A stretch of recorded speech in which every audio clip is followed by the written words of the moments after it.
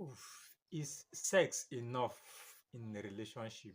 Is sex enough in a relationship? Well, I have couple of questions coming from both ladies and guys asking if sex is actually enough in a relationship. That is both marital relationship and the relationship that is the dating level kind of relationship. Well, I'll answer this question in different folds. I'll answer it from religious perspective and also answer it um, in um, in a worldly, let me say, worldly perspective. You see, the topic of sex varies among people in a relationship. That is why uh, talking about the worldly perspective, that is why it is always advisable to have intimacy with your partner before going to marriage so that you understand your sexual configuration. Because the truth is, you cannot underplay the role of sex in every relationship because it is what that has been ruining a lot of relationship, both marital relationship and um, dating relationship these days. You discover that there are some people that have high libido when it comes to sexual activity, and there are some people that have low libido when it comes to sexual activity. So you need to understand all of this and be able to balance it and be able to tell yourself that you'll be able to cope with such a partner. That is where the dating comes in, and that is where the issue or the aspect of intimacy comes in. So when I see people say that we are in a relationship but we are not dating, religiously, both the Christians and the Muslim religion, they forbid that. They don't encourage that at all because they consider it to be sin. So if you're a religious person, you're a Christian and you are a Muslim, and this is against your religion, fine. You just find a way to cope with it when the time comes. I just pray you'll be able to do that. But if you're not in any of this category, I advise strongly that you explore all of that. You explore all of that for you to be able to understand the sexual orientation of your partner. Because there's some people that at the end of the day, when they get married and the issue of sex comes in, they will find out that the other persons won't be able to meet up, and their own craving for this will be so high, and they want to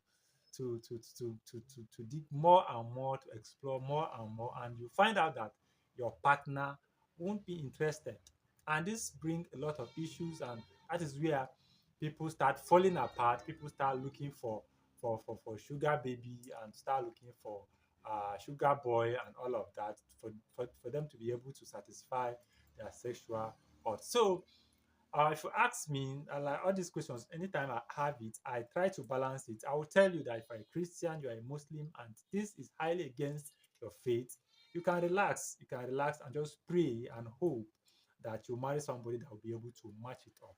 But in most cases, I can tell you the truth. In most cases, even in um, these religious lines, you find out that people are having issues with this. People are having issues. See pastors having issues, having scandal cases, having issues as it borders to sex because they have not been able. Because you find out that some of their partners, the women, they are so carried away by religious activities. They are so carried away by prayers and all of that, and they're not able to satisfy that aspect of their marital vows.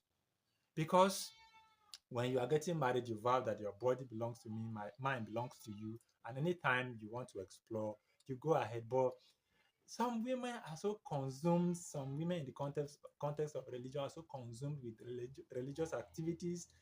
They want to pray at certain moments, and the husband want to explore, and that becomes a problem. But all these things happened because when you people were dating, you did not allow yourselves to explore. You did not allow yourself. So I always tell people that if you are dating somebody and you are not caught up with all these religious beliefs, you should be able to explore. You can even discuss this with yourselves. And it's not a sin. To me, I feel it's not a sin. You discuss these things so that you know that if there is no compatibility in it, is either you back off or you see how you can balance it somehow.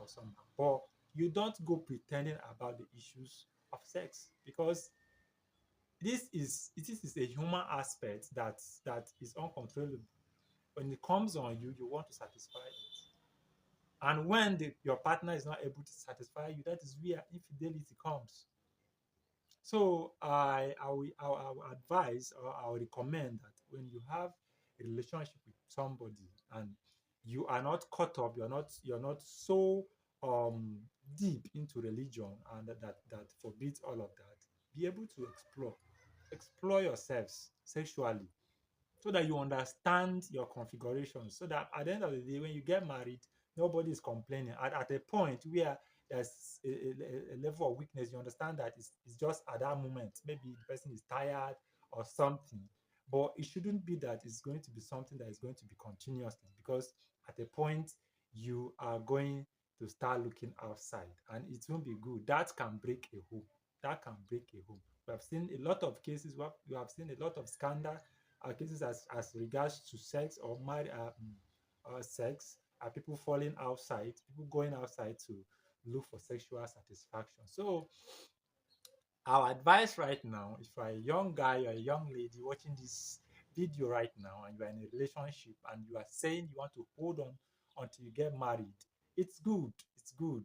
For the sake of religious purity and all of that. But just be sure and just be ready that at the end of the day, if that incompatibility start coming, you know that you allowed it and you will be able to cope with it. But if you're not in that line, go ahead and explore, or go ahead and talk about these things.